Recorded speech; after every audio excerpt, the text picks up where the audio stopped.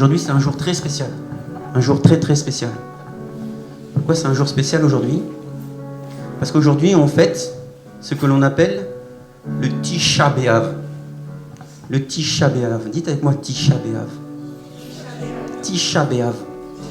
Le Tisha B'Av, chez nos frères juifs, nos frères de confession juive, est un jour de deuil. C'est pour ça que je me suis habillé en noir. Inconsciemment, mon épouse s'est habillée en noir aussi. C'est un jour de deuil. Et en fait, c'est un jour de deuil très particulier parce que ça marque la destruction du temple. La destruction du temple de Salomon. Juste pendant l'exode, si je puis dire, la Shoah, la première Shoah, vers Babylone. Vous voyez? J'ai mis mes habits en conséquence, noir sur noir, parce que c'est un jour de deuil. L'histoire raconte que, non content de la destruction du temple de Salomon, le 9e jour du 5e mois, nous sommes aujourd'hui le 9e jour du 5e mois dans le calendrier hébraïque, en sachant que le premier mois de l'année correspondant à la Pâque, correspond à la Pâque juive. Ok? Nous ne regardons pas au calendrier le nôtre, grégorien, mais nous regardons au calendrier de Dieu. Et aujourd'hui, dans l'esprit de nos frères juifs, est un jour de deuil. Parce qu'on a perdu la maison de l'Éternel.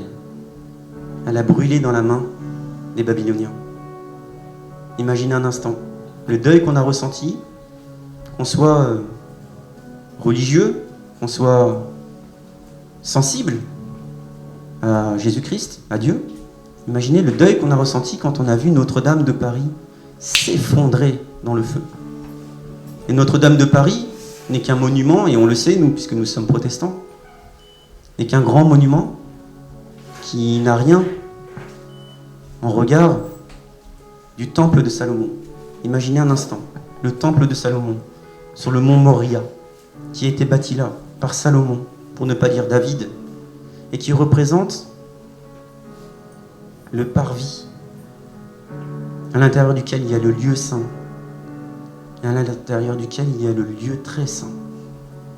Le lieu très saint dans lequel est présent l'arche de l'Alliance, qui contient en son sein tout ce que représente Jésus-Christ. Imaginez un instant que la présence de Dieu est brûlée et qu'il n'y a plus de lieu de recueil, plus de lieu où faire exaucer ses prières. Vous savez comme moi qu'il y a un pèlerinage, il y avait un pèlerinage donné chaque année en direction de Jérusalem. Et chaque année, les Juifs allaient à Jérusalem pour fêter la Pâque juive. Ok? Ça se faisait évidemment dans le temple de Salomon. Dans le temple de Salomon. Aujourd'hui, Tisha B'Av, on lui rapporte d'autres événements. Beaucoup d'événements. Vous savez que la deuxième destruction du temple, c'est-à-dire que le temple a été construit plusieurs fois, mais la dernière destruction du temple en date, se serait tenue un jour de Tisha B'Av. C'est une date maudite, quelque part, pour le peuple juif. Ça représente un peu, si on est superstitieux, un vendredi 13. Et pas que. La première déportation des Juifs, les séfarades, en Espagne, c'est faite aussi, d'après la tradition à Tisha B'Av. Et la date de la Première Guerre mondiale se serait tenue également à Tisha B'Av. Vous voyez ça? Avant même la construction du temple, Tisha B'Av représentait la date dans laquelle les espions qui sont rentrés dans la terre promise dans Canaan auraient refusé de rentrer dans la terre promise. 12 espions sont rentrés, ils allaient d'Égypte vers Canaan, et en revenant de Canaan, ils ont dit « Waouh, mais là-bas il y a des géants, et nous prendront pour des sauterelles, ils vont nous écraser. Les villes sont fortes, nous n'arriverons jamais à les conquérir. » Et ils sont revenus, vous savez, avec une grande grappe de raisins qui représente Jésus-Christ, et des figues également. Ils sont rentrés dans le pays là où coule le lait, le miel, mais 10 des 12 ont dit non, on ne peut pas y aller. C'est ce qui fait qu'ils ont erré pendant 40 ans dans le désert. Et cette date-là correspondrait également à un Tisha B'Av, au 9e jour du 5e mois. Nous sommes aujourd'hui le 9e jour du 5e mois. C'est donc un jour de deuil. Okay, nous allons voir rapidement, juste rapidement. C'est un enseignement qu'on a besoin de connaître. C'est quelque chose qu'on a besoin de connaître, parce que c'est quand même la source de toute notre foi, de toute notre existence quelque part. On a besoin de connaître la vie à travers le temple, à travers la maison de l'Éternel. Ok, Moïse est monté dans le Sinaï, et Dieu a parlé à son prophète. Et il lui a montré. Il lui a montré quoi? Il lui a montré comment faire le tabernacle. Le tabernacle, à l'intérieur duquel il y aura le propitiatoire, l'arche de l'alliance. Okay, il lui a montré sur les lieux très hauts comment construire ce tabernacle. Il lui a donné les dimensions exactes. Il lui a indiqué comment faire pour joindre ensemble les peaux de bêtes. D'accord? De quelle couleur faire les fils, de quelle couleur faire le rideau qui sépare le lieu saint et le lieu très saint. Et il lui a dit, le tabernacle est un temple que tu déplaceras. Ok? Et durant 40 ans, le temple de Moïse, le temple de l'alliance, la tente de la rencontre, a été porté par les sacrificateurs. Moïse a sorti le peuple d'Égypte et l'ange du buisson ardent l'a guidé jour et nuit. Jour et nuit. La manne est tombée du ciel et la manne était présente dans l'arche de l'alliance. Ils n'ont jamais eu besoin de se nourrir, de chercher à manger. Ils n'ont jamais eu besoin de chercher à s'habiller. Ils n'ont jamais eu besoin de quoi que ce soit. Est-ce que ça vous rappelle quelque chose? Bien évidemment, ça rappelle l'histoire d'Adam et Ève. Ils étaient dans la présence de Dieu et n'ont pas eu à s'inquiéter de rien. Sauf certains rebelles qui veulent se faire l'égal de Dieu. Et certains d'entre eux se sont dit, mais moi je veux être l'égal de Moïse. Pourquoi donc on serait guidé par un homme, combien même il est le sacrificateur, celui à qui Dieu parle. Et il y a eu des révoltes, notamment la révolte de Corée. Et ça arrive encore aujourd'hui, où des hommes veulent se faire l'égal de Dieu. Mais nous ne sommes pas en train de parler de cela aujourd'hui. Donc le tabernacle était un temple qui se déplaçait d'endroit en endroit. Et Moïse n'a pas eu l'opportunité de rentrer dans la terre promise. Vous savez ça? Moïse est mort sans rentrer en Canaan. C'est horrible. Et on a déjà fait l'enseignement là-dessus. Dès lors qu'on reçoit le Saint-Esprit, ça ne change rien dans nos vies. Mais on arrête avec le désert passé. Et on a toute opportunité de rentrer dans la terre promise. La terre où coule le lait et le miel. Arrêtons d'être des enfants spirituels. Arrêtons de regarder comme les Égyptiens, comme les Juifs sortis d'Égypte ont fait, à vouloir retourner en Égypte, à vouloir retourner dans notre ancienne nature. Mais regardons à l'espérance nouvelle, donnée en Jésus-Christ, et rentrons dans Canaan, définitivement. Arrêtons de nous soucier des problèmes passés. Arrêtons de nous soucier au regard des autres. Rentrons pleinement dans Canaan. La terre où coule le lait et le miel. C'est signe d'abondance, c'est signe de richesse. Ça représente vraiment la vie, Zoé, que le Seigneur Jésus-Christ nous a donnée sur la croix quand il a dit « tout est accompli ». Je vous donne une vie en abondance dans tous les domaines de votre existence. Dans tous les domaines de votre existence. Ne soyez pas peureux, ne soyez pas craintifs, ne soyez pas envieux. Soyez juste reconnaissants. Soyez juste amour, parce que je vous ai donné mon amour. Le premier. Il vous est scellé de mon esprit. C'est à travers mon esprit que vous pouvez ressentir mon amour et m'aimer en retour. Ok. Donc, Moïse n'a pas pu traverser. N'a pas pu traverser le Jourdain. Il est mort. La Bible dit que Dieu l'a enterré, caché. Dans le Nouveau Testament, on voit qu'il y a eu un combat avec le diable pour reprendre le corps de Moïse. Mais ce n'est pas là l'histoire aujourd'hui non plus. Donc Josué prend le temple, parce qu'il est le sacrificateur en chef après Moïse. Il prend le temple, il prend le tabernacle et lui fait traverser le Jourdain. Et en fait, au moment de traverser le Jourdain, il prend 12 pierres, un par tribu, et il monte un autel derrière le Jourdain. Ok ? Il monte un autel et il place également l'arche de l'Alliance. Il place également le tabernacle. Ok ? Parce que c'est là où est présent la Shekinah, la présence de Dieu, la présence divine. Dans le temple, on vient et on se recueille dans le parvis. Et plus tard, la Bible nous apprend que David, alors qu'il construit un grand édifice, une maison pour lui, il se dit, mais attends, comment je fais moi pour bâtir une maison alors que l'Éternel, mon Dieu, a juste une tente. Donc il a à cœur de construire une maison pour l'Éternel, pour Yahweh. Il a à cœur de construire une maison, mais ses mains sont tellement sales. Parce qu'il a tellement péché, il a tellement fait couler le sang, David, que l'Éternel lui dit, non, tu ne peux pas, tu ne feras pas, mais ton fils fera. C'est pour ça qu'on appelle le temple de Salomon. Même s'il a été déjà préconstruit, on peut dire, par David, il avait déjà fait les terrassements, il avait déjà amené le bois, le cèdre, il avait amené l'or, il avait amené tout ce qu'il fallait. Il avait en tête les dimensions exactes du temple. Il a tout donné à son fils Salomon. Et ma femme a enseigné sur Salomon la semaine dernière, il me semble, il y a quelques semaines en arrière. Ok, donc c'est Salomon qui se charge de bâtir la maison de l'Éternel. C'est Salomon qui se charge de bâtir la maison de l'Éternel, mais l'Éternel dit à Salomon, si vous vous détournez délibérément de moi, vous et vos fils, si vous n'observez pas mes commandements et mes prescriptions que j'ai placées devant vous, et si vous allez rendre un culte à d'autres dieux et vous prosterner devant eux, je retrancherai Israël de l'étendue du territoire que je lui ai donné.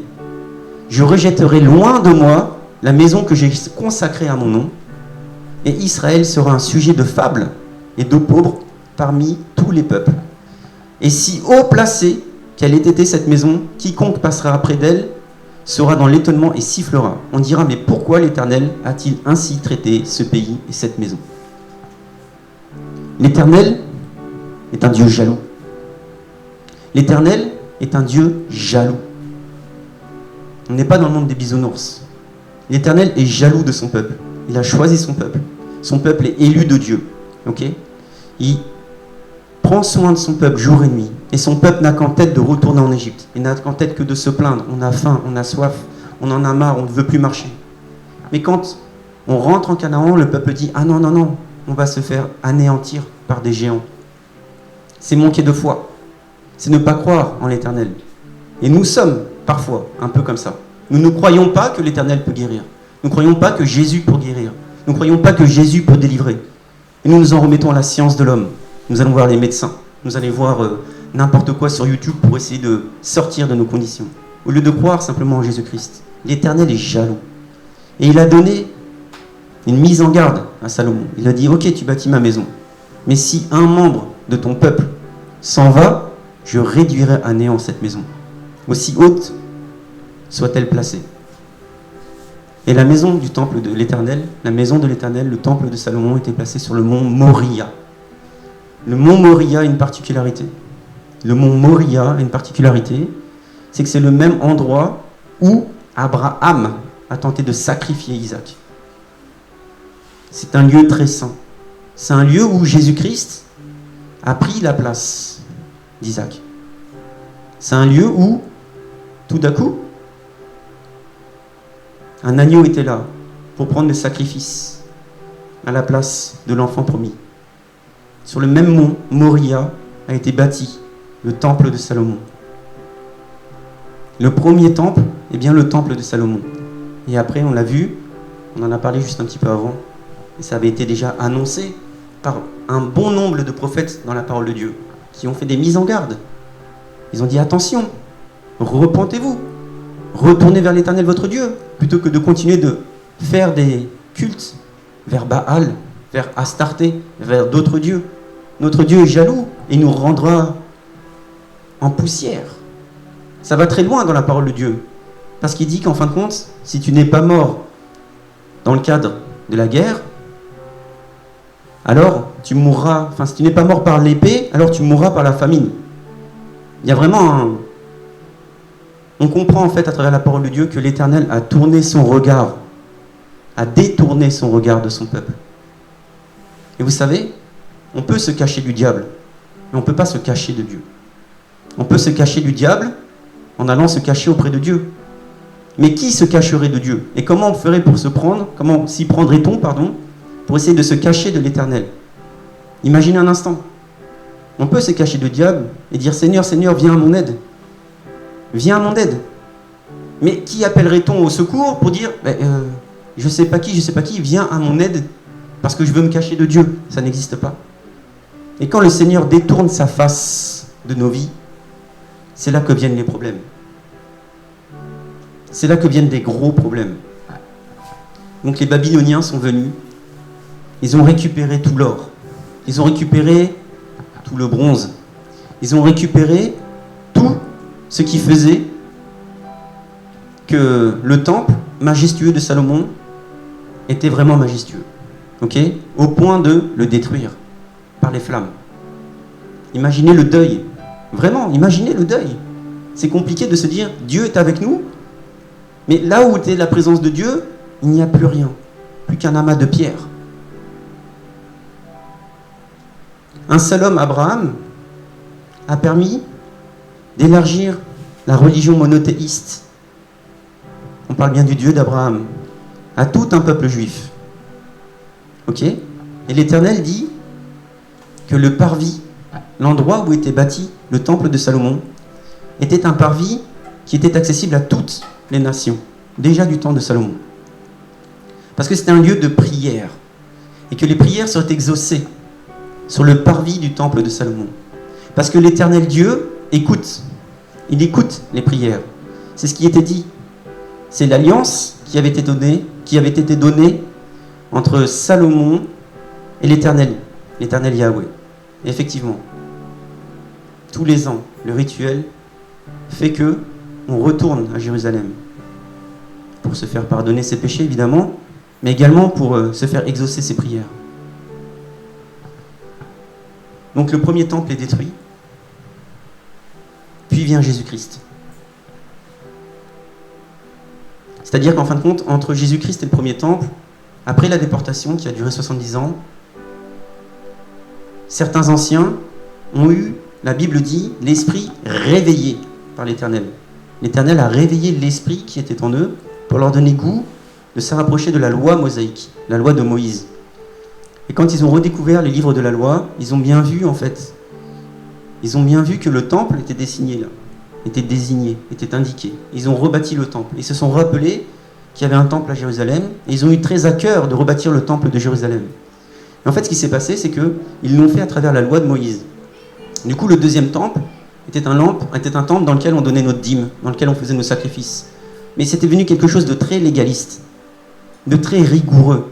Ça rigolait même pas, au point que même les Samaritains ont dit « Mais effectivement, c'est la maison de l'Éternel, venez, je vais vous donner un coup de main. » Et le peuple juif a dit « Mais non, vous êtes une race qui est mélangée. Vous êtes une race qui n'est pas pure. Et la loi de Moïse dit bien qu'on ne se mélange pas avec d'autres peuples. Donc vous, les Samaritains, là, vous n'aidez pas dans la construction du temple, parce que notre temple est pur.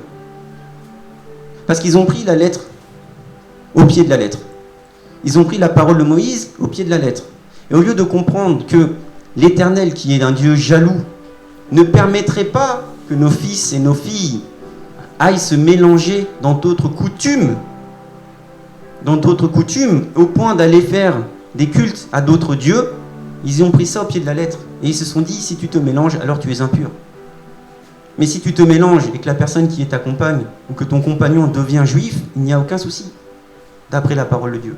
Mais eux ont dit, non, comme toi, tu pries le même Dieu que nous, mais comme tu t'es mélangé, tu ne viendras pas donner un coup de main à la reconstruction du deuxième temple. Le deuxième temple, le temple de Esdras et de Néhémie. C'est le temple de Jésus-Christ, le temple que l'on voit dans le Nouveau Testament. On va terminer rapidement avec ce cours d'histoire. C'est que du temps de Jésus-Christ arrive quelqu'un, un bâtisseur. Il s'appelle Hérode. On l'appelle Hérode le Grand. Hérode le Grand parce que c'est un grand bâtisseur. Et lui, n'hésitait pas à prendre des esclaves, d'accord, et tuer des esclaves pour faire venir des pierres majestueuses. Il a rebâti, tout du moins, il a rendu plus grand le temple d'Esdras et de Néhémie.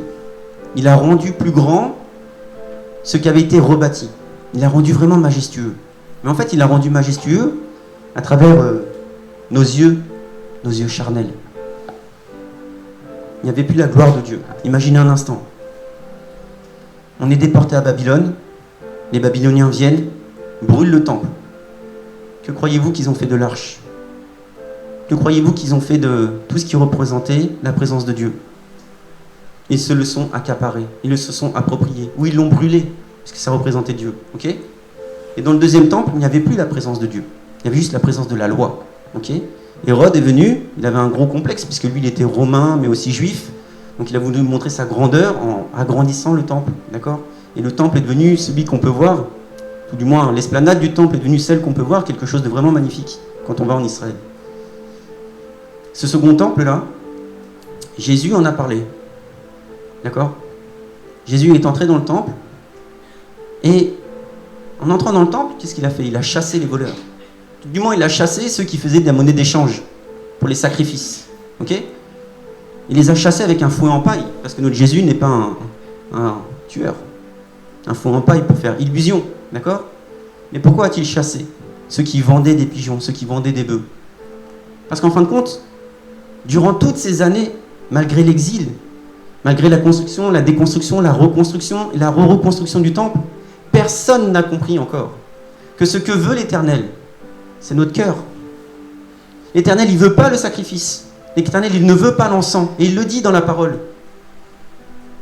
Votre sacrifice ne me plaît pas. Votre encens ne me plaît pas. Il tourne sa face de ces sacrifices. Il n'en veut pas. Mais eux continuent à travers la loi. Et Jésus est triste. Jésus a pleuré pour le peuple juif. Parce que le peuple juif n'a toujours pas compris que le Seigneur veut une intimité avec son peuple. Il veut une intimité avec son peuple. Et Jésus dit, détruisez ce temple, je le rebâtirai en 3 jours. Et les gens se sont moqués. Ils disent, mais de quoi tu parles ? Il a fallu 46 ans pour bâtir ce temple, 42 ans pardon. Et toi tu dis que tu peux détruire le temple et que tu peux le reconstruire en 3 jours ? Et ça l'a suivi jusqu'à sa mort. Les gens ricanaient. Ah, c'est lui qui détruit le temple et qui peut le rebâtir en 3 jours. C'est lui, jusqu'à la croix. Sauve-toi toi-même. Toi qui peux rebâtir le temple. Sauve-toi toi-même, disait le brigand. Jusqu'à la mort. Et vous voyez, Jésus, comme le temple, il a été détruit. Il a été détruit. Il a été détruit. Il a été reconstruit. Mais pas bâti par l'homme, bâti par Dieu lui-même. Dans la vision des prophètes, il y a un temple qui est décrit. Le temple d'Ézéchiel. Et les Juifs, certains mouvements juifs, aujourd'hui, se sont mis en tête de bâtir le 3e temple. Parce qu'on l'a dit, le premier temple a été détruit par les Babyloniens. Le 2e temple, on ne l'a pas dit, mais juste après Jésus, en 70, il a été détruit par les Romains. Ok ? Et ils se sont mis en tête de bâtir un 3e temple. Sur la base de ce que l'Éternel Dieu a mis dans son prophète, Ézéchiel.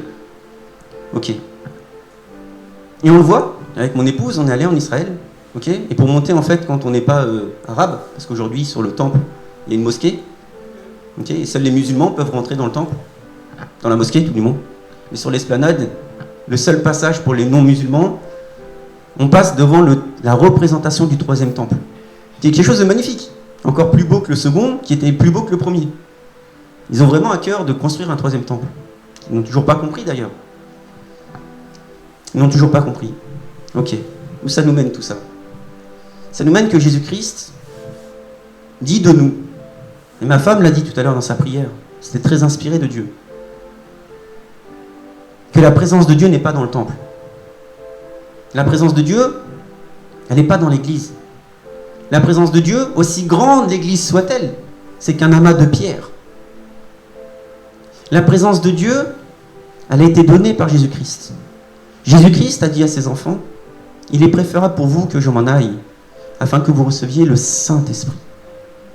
Le Saint-Esprit, Dieu dit dans sa parole, il a tant aimé le monde. Il a tant aimé le monde que quiconque confesse le nom de Jésus-Christ reçoive le Saint-Esprit et la vie éternelle. Comment on peut avoir la vie éternelle autrement qu'à travers le Saint-Esprit ? Et donc, la parole de Dieu nous qualifie comme étant des temples mouvants. On est des temples mouvants. Nous sommes nous-mêmes le temple de Dieu. Nous sommes nous-mêmes des pierres vivantes. Quand nous nous assemblons, nous représentons un temple qui est le temple de Jésus-Christ. Je vais souligner ça par la parole dans quelques instants, mais juste pour vous faire comprendre rapidement. Nous sommes des pierres vivantes. Nous sommes... Jésus-Christ est la pierre de l'angle et nous représentons les murs du temple, bien ordonnés. D'accord ? Nous représentons des murs parfaits. Et en hébreu, il y a un terme qui traduit très très bien ce que je suis en train de dire. Une notion de muraille, mais vraiment parfaite. Vous savez, à cette époque, et il suffit de regarder ne serait-ce que le temple d'Hérode, les pierres sont parfaitement imbriquées. Il n'y a pas un décalage de 1 millimètre. Ça se demandait comment les esclaves ont fait pour tailler la pierre et la placer là. Ça se demandait parce que ces temples ont 2000 ans de date. Et vraiment, quand on regarde la muraille, le mur des lamentations par exemple, il est parfait. Mais le terme, pour montrer à quel point c'est parfait, pour ne pas dire plus que parfait, c'est shalom. La paix. La paix en hébreu, ça a vraiment cette notion de perfection. C'est-à-dire que quand on détruit une muraille et qu'on veut faire la paix, on vient à reconstruire cette muraille, mais non content de la reconstruire avec des fissures, on en fait une muraille parfaite. C'est ça la paix.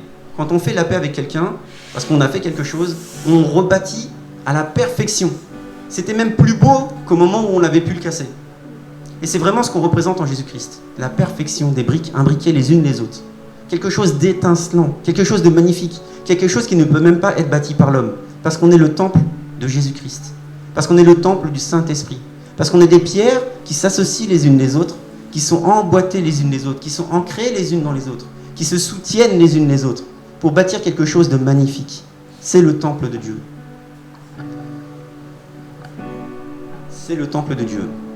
Et je lis dans la parole dans le Nouveau Testament. Ok, Éphésiens 2. Dans Éphésiens 2, on lit dans la parole de Dieu, d'accord ? Après la mort et la résurrection du Seigneur Jésus-Christ. On lit dans la parole de Dieu, dans Éphésiens 2, verset 20, il est indiqué. Ainsi donc, vous n'êtes plus des étrangers ni des gens de passage. Ok ?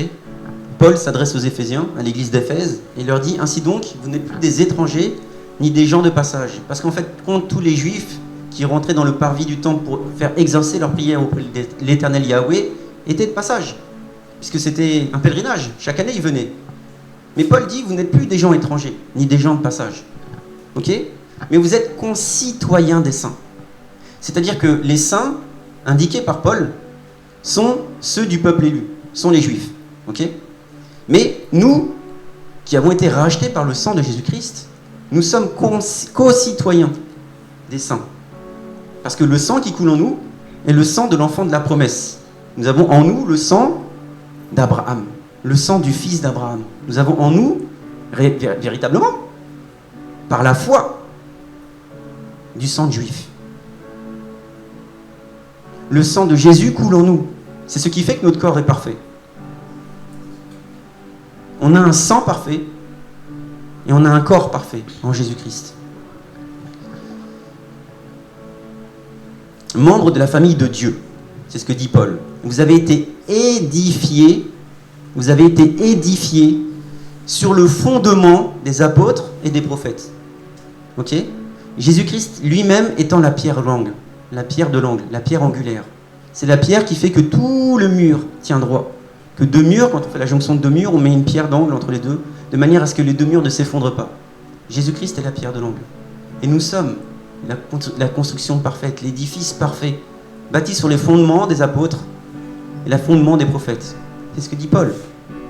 En lui, tout l'édifice bien coordonné s'élève. En lui, tout l'édifice bien coordonné s'élève pour être un temple saint dans le Seigneur.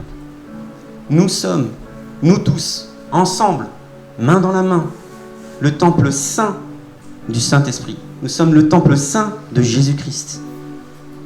En lui, vous aussi, vous êtes édifiés ensemble pour être une habitation de Dieu. Pour être une habitation de Dieu en esprit. Vous êtes l'habitation de Dieu par le Saint-Esprit. Nous sommes l'habitation de Dieu par le Saint-Esprit. Nous ne sommes plus étrangers de l'Éternel. Nous ne sommes plus l'étranger de Dieu. Nous sommes concitoyens en Jésus-Christ par le sang qui a été versé sur la croix. Nous savons, en effet, que si notre demeure terrestre, et là je vais parler du véritable troisième temple, je lis 2 Corinthiens 5. Nous savons en effet que si notre demeure terrestre, qui n'est qu'une tente, est détruite, nous avons dans les cieux un édifice qui est l'ouvrage de Dieu, une demeure éternelle qui n'a pas été faite par la main des hommes. 2 Corinthiens 5. C'est-à-dire que même si nous faisons un maillage parfait, même si nous sommes le temple du Saint-Esprit ici-bas sur terre, c'est bien pour édifier, pour élever davantage encore ces murailles, en ramenant dans cette muraille tous ceux qui sont restés par terre, tous ceux qui ont fait de Jésus une pierre d'achoppement, qui sont tombés au sol et qui sont partis se paumer dans les méandres de la religion, qui sont partis se paumer dans la méandre d'autres religions. Certains se disent chrétiens, mais ne reconnaissent pas le Saint-Esprit. Beaucoup de religions se perdent parce qu'ils ne s'appuient pas sur la parole de Dieu. Ils font confiance en un homme, mais ne lisent pas la parole de Dieu. Beaucoup de personnes sont mal instruites,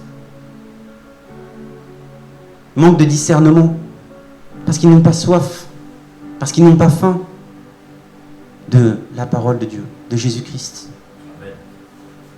Beaucoup de personnes se perdent et n'ont pas compris que la volonté du Seigneur, c'était bien de ramener les pierres qui sont par terre dans l'édifice, dans cette muraille, dans ces murs parfaits que représente le temple de Dieu, ici-bas sur terre. Parce que là-haut, dans le ciel, je continue, 2 Corinthiens 5. Nous avons dans les cieux un édifice qui est l'ouvrage de Dieu, une demeure éternelle qui n'a pas été faite par la main des hommes. Ainsi nous gémissons dans cette tente, celle où nous sommes ici-bas sur terre, désireux de revêtir notre domicile céleste par-dessus l'autre, si du moins nous sommes trouvés vêtus et non pas nus. Car tandis que nous sommes dans cette tente, nous gémissons, accablés, parce que nous voulons non pas nous dévêtir, mais nous revêtir, afin que ce qui est mortel soit absorbé par la vie. Juste avant d'habiter tout du moins, juste avant le millénium, juste avant les 1000 ans de règne de Jésus-Christ, juste avant que la Jérusalem céleste vienne sur terre, nous participerons à ce qu'on appelle les noces de l'agneau. Okay ? Les noces de l'agneau auront lieu à un moment donné, après ce qu'on appelle l'enlèvement de l'Église, l'enlèvement de l'épouse. L'épouse, l'Église avec un grand E, l'Église universelle, celle qui constitue cette muraille parfaite, celle qui constitue le temple du Saint-Esprit ici-bas sur terre. Et en fait, quand on verra le millénium, on verra, et c'est écrit dans les prophéties, on verra recouvrir le mont Moria du temple de la Jérusalem céleste. Le troisième temple ne sera pas bâti par l'homme, il sera bâti de la main de Dieu. Et nous vivrons directement avec Dieu. Il suffit de regarder Apocalypse 21. Je n'y vis pas de temple. Apocalypse 21, verset 22. Je n'y vis pas de temple. Je n'y vis pas de temple. Ok ? Car le Seigneur Dieu Tout-Puissant est son temple. C'est lui le temple. Je n'y vis pas de temple car le Seigneur Tout-Puissant est son temple, ainsi que l'agneau, Jésus-Christ. La vigne n'a besoin ni de soleil, ni de la lune pour y briller, car la gloire de Dieu m'éclaire. Et l'agneau est son flambeau. Nous sommes illuminés par la lumière de Jésus-Christ. Nous sommes illuminés par la lumière de Jésus-Christ. Les nations marcheront à la lumière, et les rois de la terre y apporteront leur gloire. Ces portes ne se fermeront point pendant le jour, car il n'y aura pas de nuit. On y apportera la gloire et l'honneur des nations. Il n'y entrera rien de souillé, ni personne qui se livre à des abominations et aux mensonges, mais ceux-là seuls qui sont inscrits dans le livre de vie. Gloire à Jésus. Vous savez, la Bible dit qu'on a un Dieu qui est jaloux.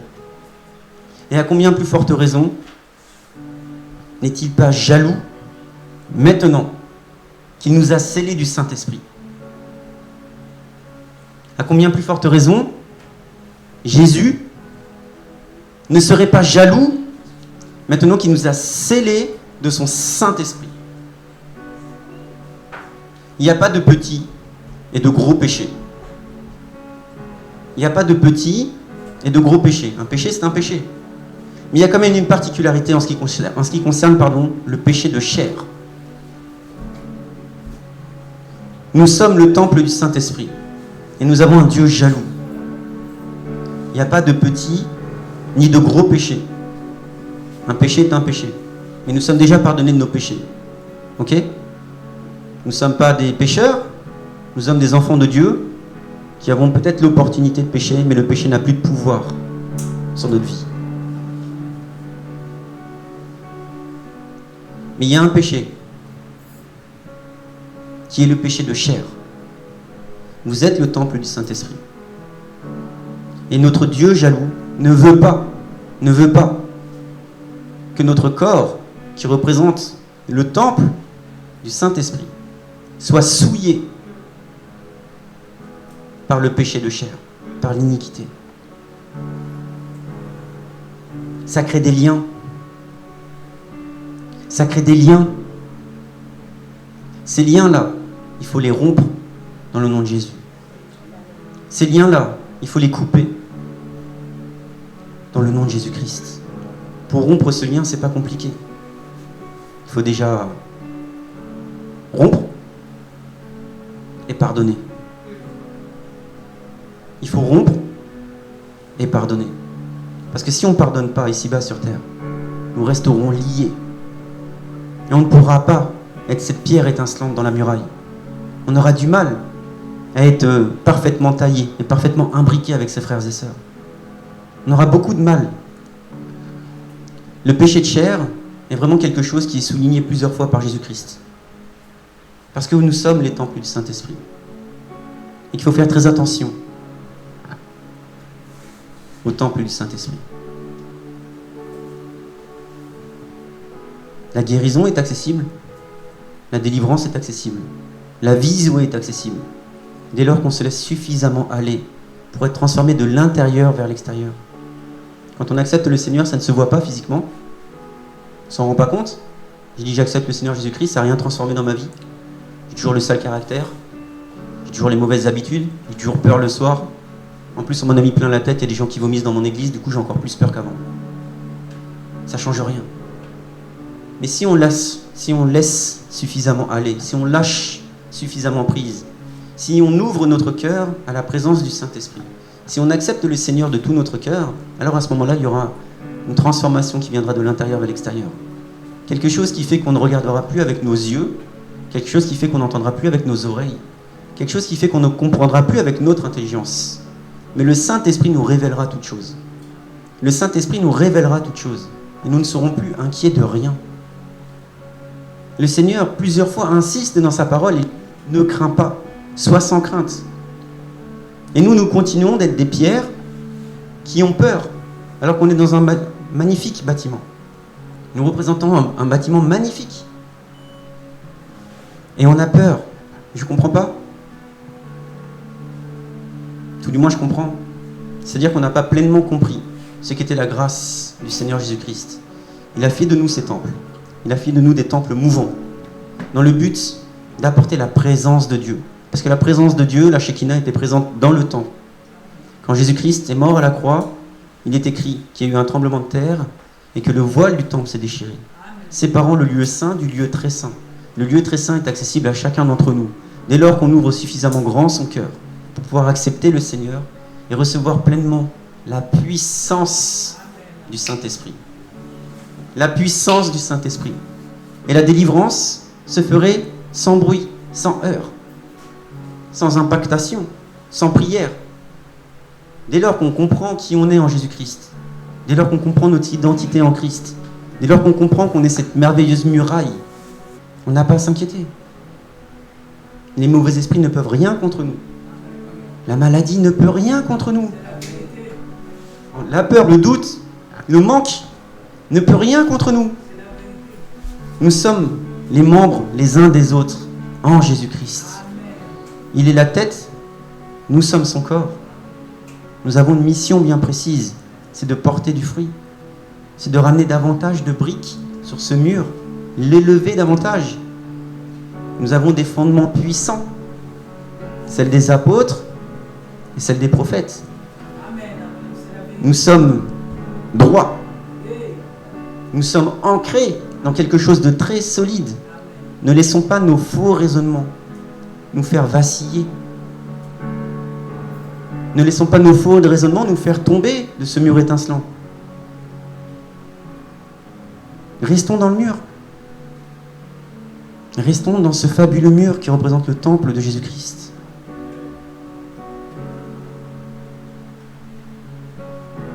C'était un message pas très évident, un message qu'on doit connaître. C'est quelque chose qu'on doit savoir, quelque chose que l'on sait quand on lit la parole de Dieu. La parole de Dieu nous enseigne toutes choses, et nous, l'Église, on est là pour édifier le peuple. C'est pas un message dans lequel tout le monde s'y retrouve, c'est un message qui s'approche un peu de l'histoire. Et effectivement, Jésus-Christ est présent dans l'histoire. Parce que les contemporains du temps de Jésus-Christ, notamment Flavius Joseph, qui a vu détruire le second temple, celui des années 70, 0070, pas 1970, a décrit, et je laisse ça à votre conscience, a décrit que juste avant que les Romains ne viennent détruire le temple, il y avait eu une manifestation de la part des Juifs. Vous voyez ? Il y a eu une rébellion qui fait qu'il y a eu une dispute au point de détruire le temple une seconde fois. Et l'une des racines de cette dispute, chez les Juifs, aurait été, je parle au conditionnel, c'est sur la base de Flavius Joseph, qui est juif. C'est de lui qu'on doit énormément de choses en Israël. C'est de lui que l'on doit notamment le mur des lamentations, le Kotel, etc. Parce qu'on s'est basé sur les écrits d'un juif. On ne s'appuie pas sur les écrits de la Bible quand on est juif. Enfin, tout du moins du Nouveau Testament, puisqu'on ne croit pas en Jésus-Christ. Mais on croit aux Juifs. Donc Flavius Joseph, qui est juif, d'accord, a écrit sur Jésus-Christ. Et juste avant 70, avant que le deuxième temple ne soit détruit, ok, il est écrit qu'il y a une émeute. Et cette émeute, elle a eu pour naissance la lapidation de quelqu'un. Et le peuple juif s'est soulevé contre le peuple chrétien, messianique, juif messianique. Parce que en Israël, on est juif, et on peut croire en Jésus-Christ. On devient juif messianique, parce qu'on reconnaît simplement le Messie. Et donc, l'origine aurait été la lapidation, considérée comme injuste, de quelqu'un qui était juste. Le frère de Jésus. Le frère de Jésus aurait été peut-être la source de la destruction du deuxième temple de Jésus-Christ, à cause des émeutes entre les Juifs et les Romains, pour arrêter cette émeute. Le frère de Jésus-Christ, c'est lui que Paul allait voir quand il rentrait à Jérusalem. C'est à lui que Paul a remis les offrandes des églises qu'il a établies en dehors de Jérusalem.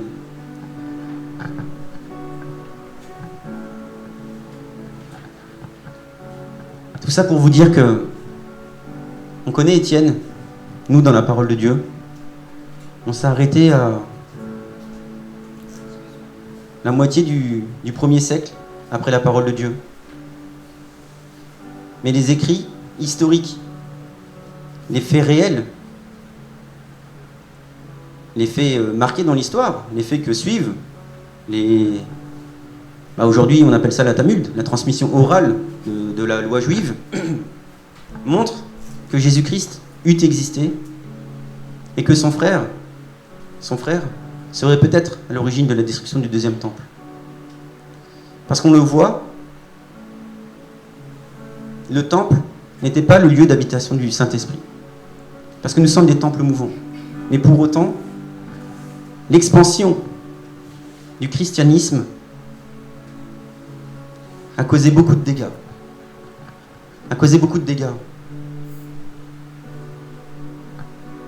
Celui qu'on appelle Jacques le Grand, frères de Jésus, aurait donc été à l'origine de la destruction du deuxième temple qui tombe aujourd'hui, un Tisha B'Av. Qui tombe aujourd'hui un Tisha B'Av. Comprenez pourquoi maintenant nos frères juifs sont dans le deuil. Parce qu'ils ont perdu cette relation avec le Seigneur, ce qui pensait être la relation avec le Seigneur. Comprenez qu'on est, nous, concitoyens des saints, et qu'il y a toujours un espoir pour le peuple juif, qui attendent, eux encore, la venue d'Élie, qui est préfigurateur de la venue de Jésus-Christ, tout du moins la venue de leur Messie. Ok ?